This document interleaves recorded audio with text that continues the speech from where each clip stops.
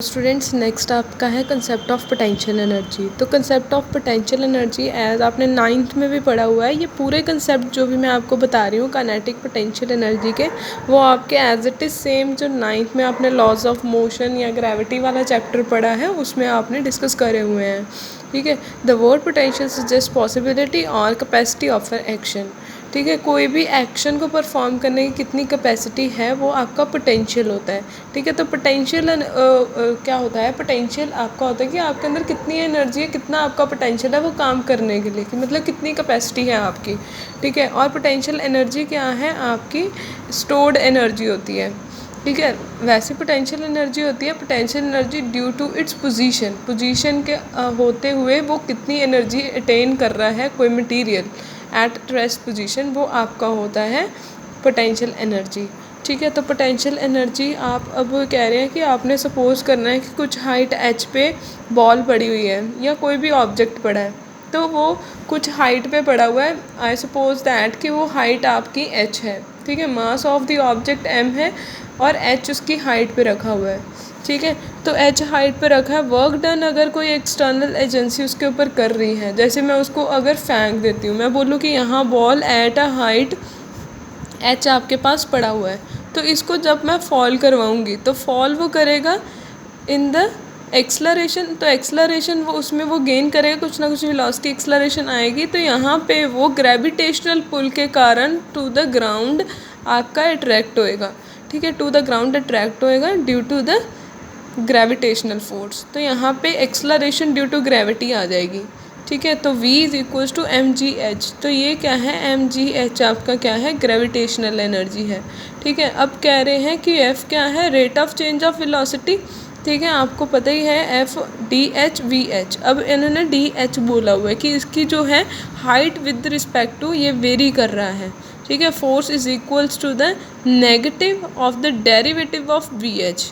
Derivative d by d t होता है, तो डी बाई एच हो गया विद रिस्पेक्ट टू एच हो गया, derivative with respect to h of v h. Force is negative of derivative of h with respect to h of v h is equals to minus m into g. ठीक है। अब m into जी है, mass into acceleration होता है। वैसे भी आपका force अब नेगेटिव आपका सिंबल आया है क्योंकि वो ऑपोजिट डायरेक्शन में है। तो मास इंटू एक्सलरेशन होता है आपका फोर्स, एक्सलरेशन यहाँ पे एक्सलरेशन ड्यू टू ग्रेविटी आ गई। ठीक है। और मैं अगर बोलूँ कि अगर इनिशियली यहाँ पे पड़ा है तो u ज़ीरो हो जाएगा। u ज़ीरो के अकॉर्डिंग अगर मैं इक्वेशन ऑफ मोशन लगाऊँ, v square minus u square is equals to 2as। ठीक है। तो वी स्क्वायर आपका फाइनल वेलोसिटी तो रहेगी, इनिशियल आपकी ज़ीरो होगी। ठीक है। ठीक है। तो ये माइनस हो गया 2as, 2g आ गया acceleration due to gravity. s आपकी क्या थी, हाइट आ जाएगी यहाँ पे, डिस्टेंस जो भी है, तो वी स्क्वायर आ जाएगा 2gh। ठीक है। तो ऐसे ही v square is equals to 2gh जो काइनेमेटिक रिलेशन है वो आपका आ जाएगा। ठीक है। और half mv square kinetic energy आप लिखते ही हो। ठीक है। आपकी kinetic energy is equals to potential energy आएगी, जो आपका ग्रेविटेशनल पोटेंशियल एनर्जी है of the object at height h। ठीक है। तो यहाँ पे क्या होएगा कि पहले बॉडी यहाँ पे रेस्ट पे पड़ी है, उसमें सारा क्या होएगा, पोटेंशियल एनर्जी होएगी। फिर वो कुछ हाइट यहाँ तक आएगा, मैं बोलती हूँ कि मिड तक पहुँचा, उसमें वो मिड तक पहुँचते उसने कुछ काइनेटिक एनर्जी गेन करी। काइनेटिक एनर्जी क्या होती है, by the virtue of its motion. तो मोशन के अकॉर्डिंग वो काइनेटिक एनर्जी गेन करेगा। ठीक है। तो काइनेटिक एनर्जी मिड में कहीं ना कहीं पार्शली, इसमें जब मिड में पहुँचेगा, जब मिड पॉइंट पे आपका ऑब्जेक्ट पहुंचेगा तो उसमें पार्शियल काइनेटिक एनर्जी होएगी और पार्शियल ही पोटेंशियल एनर्जी होएगी। ठीक है। तो फिर क्या होएगा, वो काइनेटिक एनर्जी एक्वायर करता करता करता करता जब ग्राउंड को टच करेगा तो इसमें सारी काइनेटिक एनर्जी ही होएगी। ग्राउंड को टच करने से पहले उसमें जो सारी एनर्जी एक्वायर्ड होएगी वो due to its kinetic energy होएगी, पोटेंशियल नहीं होएगी। ठीक है। तो फिर जब ये ग्राउंड को टच कर जाएगा तो आफ्टर रेस्ट पोजीशन वो फिर दोबारा पोटेंशियल एनर्जी एक्वायर कर लेगा। ठीक है। तो ये क्या है, एनर्जी यहाँ पे क्या है, potential to kinetic energy and kinetic energy to then potential, ये आपकी दोबारा चेंज हो रही है। ठीक है। तो यहाँ पे क्या है आपका वी क्या है, फंक्शन है एनर्जी फंक्शन। ठीक है। तो यहाँ पे उन्होंने बोला हुआ है कि वन डायमेंशनल में आपका potential energy v of x को कैसे लिखते हैं, f of x is equals to minus v dv by dx, मतलब dv जो है वो विद रिस्पेक्ट टू dx आपका चेंज कर रहा है। दिस इम्प्लाइज, तो इन्होंने क्या किया है, ये ले लिया इंटेग्रल xi टू xf, मतलब इनिशियल से स्टार्ट होके फाइनल तक जा रहा है, फोर्स वेरी कर रही है, वैसे ही आपकी जो पोटेंशियल एनर्जी है वो वेरी कर रही है। V i initial, v f final. अब नेगेटिव लग गया क्योंकि यहाँ पे नेगेटिव था, ठीक है। तो ये डी एक्स उधर ले गए थे, ये वाला डी एक्स इसलिए नहीं है क्योंकि इसको उधर ले गए, उसके बाद इंटीग्रेशन कर दी। तो डी वी का इंटीग्रेशन वी आएगा, मैंने आपको बताया था 1 इंटू डी एक्स, इसका इंटीग्रेशन x आता है हमेशा, ये रूल होता है, ठीक है। 1 का x आएगा, x का x स्क्वायर आएगा, जैसे x है तो x की पावर 1 है, उसका integration x square plus c ऐसे आता है। तो ये आपको इंटीग्रेशन के फॉर्मूलाज मैथ में आएंगे, एज इट इज़ आपको लर्न करने हैं। तो dv है तो इसका v आएगा, तो v इसको आप ऐसे लिख सकते हो, v क्लोज ब्रैकेट जो इसकी लोअर लिमिट है अपर लिमिट है, फिर जब क्लोज ब्रैकेट को हम खोलते हैं तो पहले अपर लिमिट लिखते हैं फिर माइनस लोअर लिमिट लिखते हैं, ठीक है। तो work done by the conservative force such as gravity depend upon is initial and final position. तो वर्क डन किस पे डिपेंड कर रहा है, इनिशियल और फाइनल पोजीशन के ऊपर। नेक्स्ट है कंजर्वेशन ऑफ मैकेनिकल एनर्जी। अब मैकेनिकल एनर्जी क्या होती है, मैकेनिकल एनर्जी होती है, mechanical energy is equals to sum of kinetic energy plus potential energy, जिसमें इन दोनों का सम लेते हैं वो आपकी मैकेनिकल एनर्जी होती है, ठीक है। और कंजर्वेटिव फोर्सेस क्या होती हैं, कंजर्वेटिव फोर्सेस होती हैं जिसमें आपकी फोर्स जब लग रही है वो पाथ पे डिपेंड ना, मीन्स टू से कि अगर मैं बोलूँ पार्टिकल ए यहाँ पे है, बी यहाँ पे है, तो ए से बी तक जाने में जितनी भी फोर्स लग रही है, ठीक है, वो सारी कंजर्वेटिव कब होएंगी, जब वो पाथ इंडिपेंडेंट हो, मतलब वो इधर से इधर जाए या इधर से इधर जाए या इधर से घूम के इधर जाए, वो पाथ पे ना डिपेंड करे, ठीक है। मतलब वो क्या है, कंजर्वेटिव फोर्सेस क्या होती हैं, वो वाली फोर्सेस होती हैं जो पाथ इंडिपेंडेंट होती है, जिसमें पाथ कंसिडर नहीं होता फोर्सेस में कि वो किस साइड फोर्स लगी है किस साइड नहीं है, ठीक है, वो कंजर्वेटिव फोर्सेस होती हैं। तो अब क्या कह रहे हैं कि वन डायमेंशनल बॉडी ली हुई है, suppose that body undergo displacement delta x, उसमें थोड़ी सी डिस्प्लेसमेंट हुई है डेल्टा एक्स, ठीक है। और वर्क एनर्जी थ्योरम आपको पता ही है, k is equals to f into x, ठीक है। Kinetic energy force into x आ गया, एफ आपका कंजर्वेटिव है, एंड पोटेंशियल एनर्जी वी भी आपका फंक्शन है एफ एक्स इंटू एक्स, ठीक है। ये काइनेटिक एनर्जी है, ये पोटेंशियल एनर्जी है। और अबव इक्वेशन में कह रहे हैं कि अगर हम इन दोनों को प्लस करके इक्वल्स टू 0 कर दें तो डेल्टा बार ले लो, के प्लस वी आ गया, ठीक है। के प्लस वी का मीन क्या है, sum of potential and kinetic energy, ठीक है, जो एक कांस्टेंट चलेगी।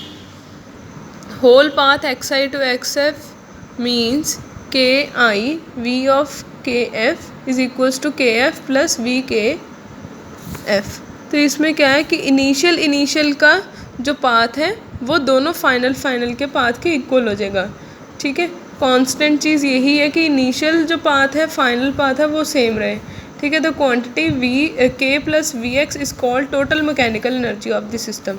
ये जो के प्लस वी थी इसको टोटल मैकेनिकल एनर्जी बोलते हैं, ठीक है। तो कंजर्वेटिव फोर्सेस की यहाँ पे डेफिनेशन दी है, force f x is conserve it is if it is drive from a scalar quantity v x by the relation of equation 6.9। अब 6.9 वाले ये रिलेशन से कहते हैं कि वो फोर्स जो है वो निकलनी चाहिए और वो स्केलर क्वांटिटी होती है, ठीक है। Work done by the conservative force depend only on the end point, ये एंड पॉइंट पे डिपेंड करती है, एफ और आई पोजीशंस पे, फाइनल और इनिशियल पे, ठीक है। ये के वर्क एनर्जी थ्योरम में मैंने आपको कराया ही था कि F minus K I is equals to V X I minus V X F, ठीक है, which depends on end point पे डिपेंड करती है। थर्ड डेफिनेशन क्या है कि work done by this force in a close path is the one again apparent force. तो क्या कह रहे हैं कि work done by a closed path, एक क्लोज्ड पाथ है उसमें जो वर्क डन होएगा वो क्या है, सेम रहेगा, इनिशियल पॉइंट और फाइनल पॉइंट जो है वो सेम रहेगा, वो ज़ीरो होएगा, ठीक है। जहाँ से शुरू हुआ वहीं तक ख़त्म, तो ज़ीरो हो गया। तो ये आपकी 3 डेफिनेशंस है कंजर्वेटिव फोर्स की। सो नेक्स्ट ये अबव डिस्कशन में यही है कि आपने यहाँ हाइट एच पे और रखा हुआ है, एक मास रखा हुआ है, ठीक है। तो उसमें क्या है, वह पहले उसकी वेलोसिटी ज़ीरो है, फिर वो इस पॉइंट पे आके v is equals to v h हो जाता है, फिर फाइनल पोजीशन पे वी एफ। तो ये सेंटर में पहुँचा, कुछ हाइट एच अटेन करेगा, ठीक है।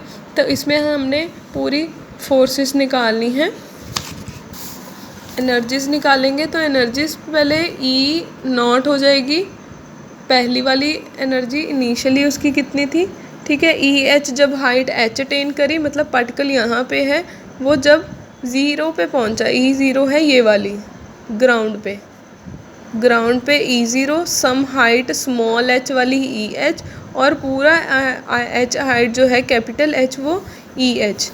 तो कैपिटल एच वाली क्या हो जाएगी, एम जी एच। स्मॉल वाले में पार्शली आपको मैंने बोला ही था कि यहाँ तक जब पहुँचेगा, यहाँ पे पहले उसकी पोटेंशियल होएगी, तो यहाँ तक पहुँचेगा वो कुछ ना कुछ काइनेटिक एनर्जी गेन कर लेगा। तो काइनेटिक एनर्जी ये आ गई, आपकी पोटेंशियल एनर्जी जो एक्वायर उसने करी वो आ गई।